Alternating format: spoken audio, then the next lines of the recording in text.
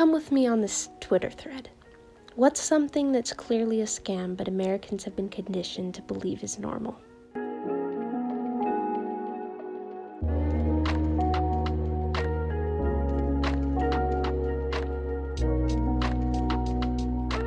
Baby girl, I'm just waking up and I already know. Let's discuss.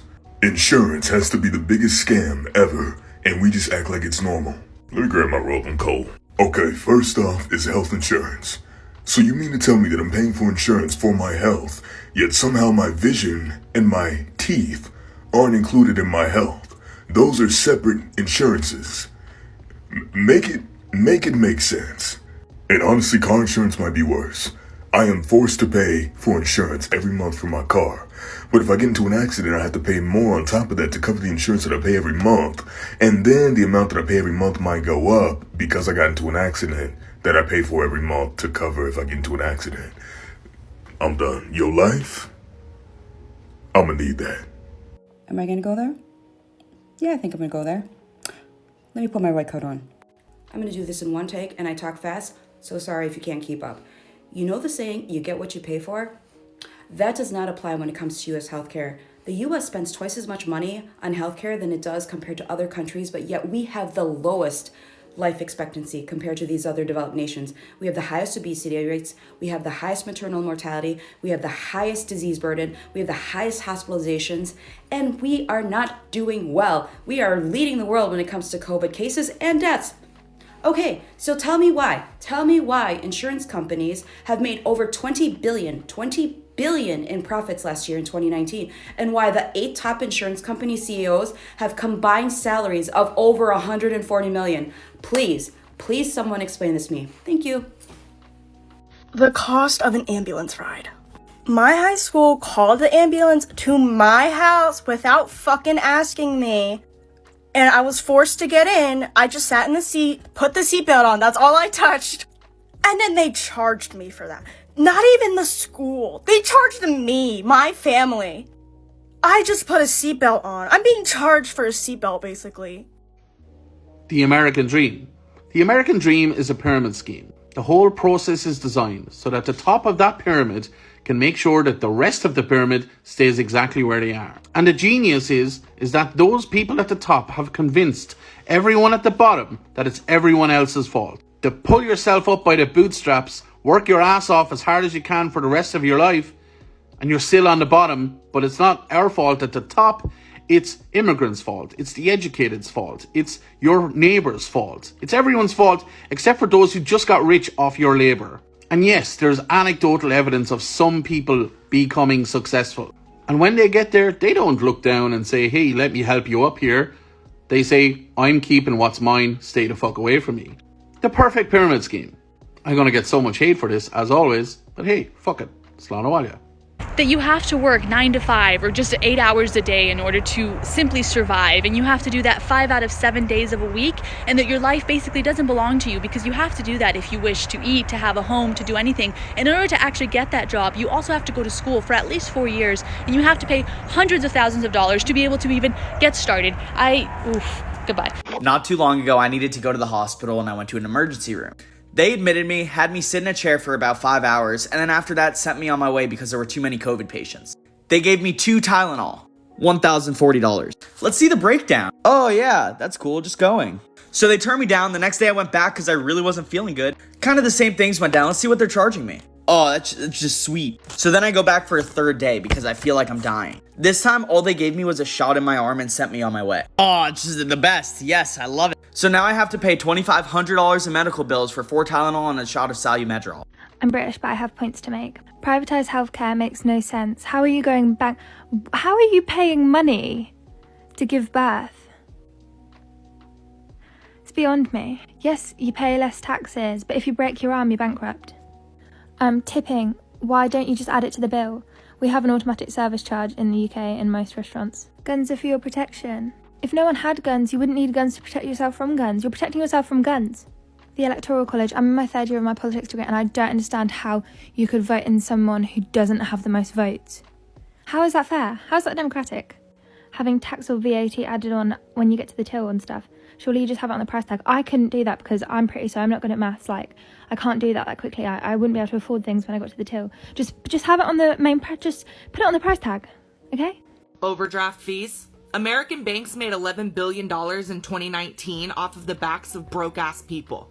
How about this? Decline the transaction and let me keep my money. Luggage fees for airlines? Why? We already paid for the plane ticket. You know that we need to bring things when we go on a trip. Restaurants don't ask you to pay for the table when you want to sit there and eat. The fact that insulin costs $7 to produce, but it costs $99 a vial in the US. Why? It's $12 in Canada. It's $8 in the UK. That Americans are fascinated by tiny houses, but we turn our noses up at manufactured homes. That scientists have long concluded that a whole foods plant-based diet is what's best for the country, but we still have meat and dairy on the food pyramid because lobbying. We have to pay property taxes forever, even if we've already paid off the house and land, and we pay twice the world average. I'm not entirely convinced that Americans realise how much of a capitalist dystopian nightmare of a country they're living in. I've never been to America, I'm not American, but my best friend went to America and he came back and I was actually mind blown by what he told me. He was watching normal regular television, like normal cable, and he said the advertisements run through the programs, like they're at the bottom constantly, and he said that there's an advertisement like every 4 minutes or every 6 minutes, I don't know, something crazy. Like, he said even when the credits roll, there's an advertisement before the credits and then one again after the credits. What the fuck? What the fuck? Now I understand why Netflix became so popular. Fuck that shit. Education is political. I swear to God, they're the only developed country that does this. And like, truly and honestly, hats off to the Republican Party for doing this, because it is kind of brilliant. By making all education a leftist or democratic agenda, they have gotten about half the country believing that all education and educated people and scholars and doctors and medicine is like a scam? Like a political scam? Like, why do they think they're in the position they're in when it comes to COVID? You've got 73 million people who don't believe in science because they've equated science with Democrats. Do you know how many Americans assume I'm a Democrat because I have a degree? I'm Canadian. That's a you problem. My premier of my province is conservative and wears a mask. We don't have political parties here saying COVID's a hoax because science. A big tax refund is actually a good thing, when in reality that means that you overpaid the government. So now you're just getting that money back on an interest-free loan that you gave them throughout the entire working year. Thinking you're gonna get a better deal from a dealership because you paid for a car cash. Buying a primary home because you think it's a good investment and you think that you're throwing your money away when you're renting. Believing that life insurance is too expensive but funeral costs are normal. Getting a small business loan to get your business off the ground is considered risky, but picking up a $45,000, even $50,000 school loan before the age of 21 is considered normal for a job that's not even guaranteed. Not having kettles.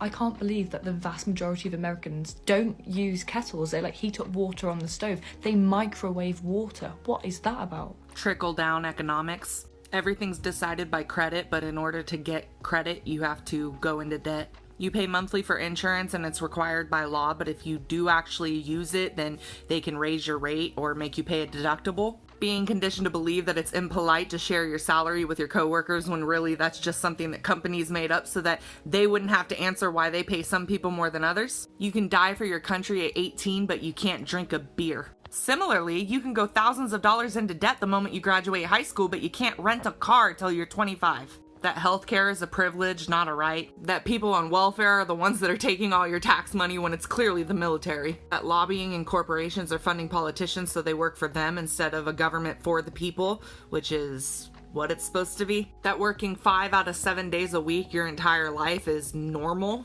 Who decided that? Signing release waivers at gyms for memberships or CrossFits or anything along the lines like that, of signing a waiver that if you get hurt, you can't sue us. Yeah, that's an invitation. That's not a directive. Just so you're aware, whenever you actually sign your name on that, you truly are waiving your right to sue, which oddly enough, somehow magically is a right. So instead, just put respectfully declined. Most people don't even look at what you've signed anyway, and if something does happen to you and you sue, they're going to pull that waiver out and it's going to say declined. They're gonna let you come to the gym anyway. It's not like they're gonna give up a potential membership. You don't have to sign every contract just because it's put in front of you. Hi, I'd like to get a degree in political science. Great career choice. If you want to do that, you have to take all these classes. Sounds good, I'll do that. Hello everyone, I'm your professor. I know you just paid $2,000 to take my course this semester, but here's another $100 to $200 bill for a Pearson e-text I need you to purchase for this class. Professor, what comes with that book? Great question. You'll get the readings, the homework, all the assignments, the quizzes, and the exams, all from the book. Oh, so Pearson did all the work.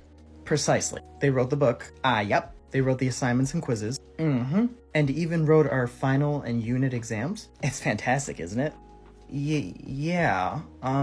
So wait, if Pearson did everything, why am I paying $2,000 for the class? Oh, look at that. We're all out of time. Class dismissed. See you guys next week. Oh man, this is gonna get all you really big, tough football players a little angry, but I don't give a shit. And if anyone from my hometown sees this, I'm adding you because the football games here are trash. Everyone knows it. Everyone wants to go to the soccer games. Come on. So people in America, they think that American football games have a great atmosphere. So you know what? I'll give them benefit of the doubt. This is a college tailgate. It's pretty fun. This is inside the stadium. There's a lot of fans. A lot of fans. They look very, very, very good. They're rowdy. They're good. Okay, now compare and contrast, my friend.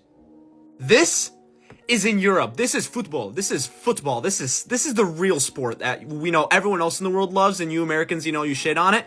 This was during a pandemic. Fires and flares outside the stadium. Look at this. This was before the game. They were about to start the game. They had to cancel it because there were fires in the rafters. We burned down the stadium before the game even starts, and here, Brad and Chad are chugging beers. Come on.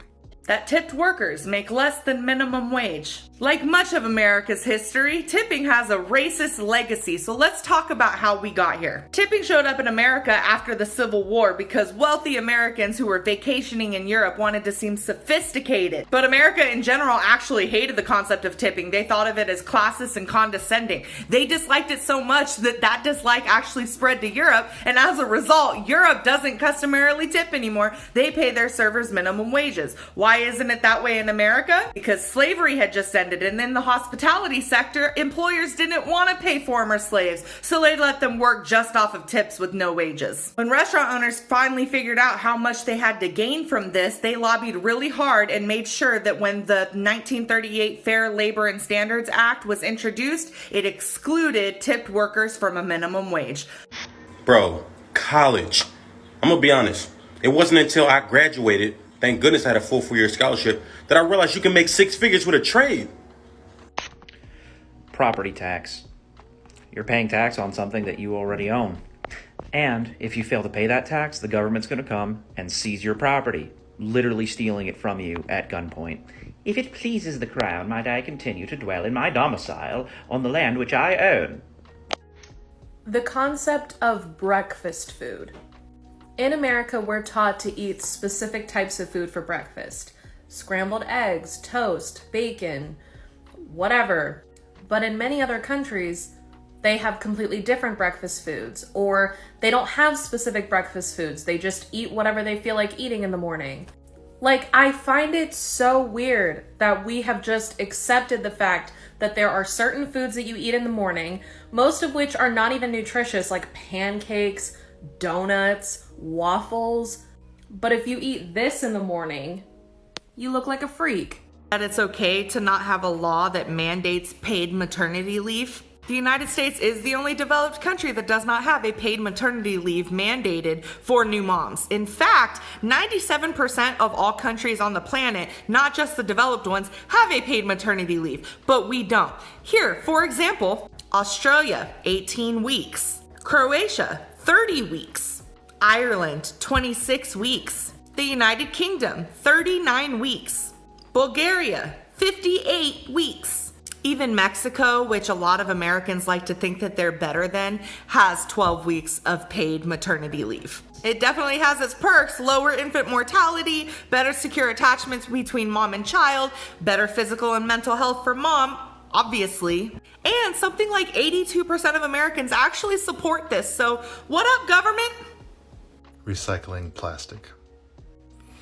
NPR's Planet Money and PBS's Frontline did an extensive series on this earlier this year, and I'll put a link to it in the comments. The short version is that our concept of plastic recycling was invented by the oil and gas industry in the 70s when they realized that plastic pollution was becoming a problem and that the public was becoming upset about it. And so they created the Ad Council to start to promote the idea that plastic pollution was the fault of the consumer, not the manufacturer, and to encourage consumers to recycle plastic. The truth is most plastic isn't recycled, it's buried. And the plastic that does get recycled is usually recycled in other countries where it creates a lot of toxic waste.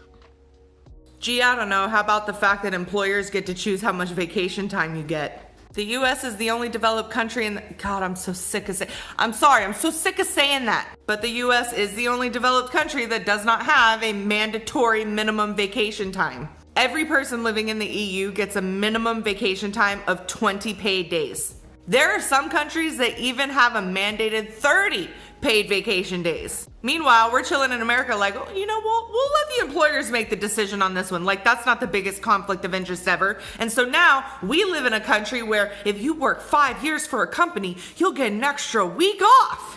So while you hope that the boss lets you off a couple hours early today and you celebrate that Christmas is on a Friday so you can have a 3-day weekend, just remember, it didn't have to be this way. And it doesn't have to be this way in future.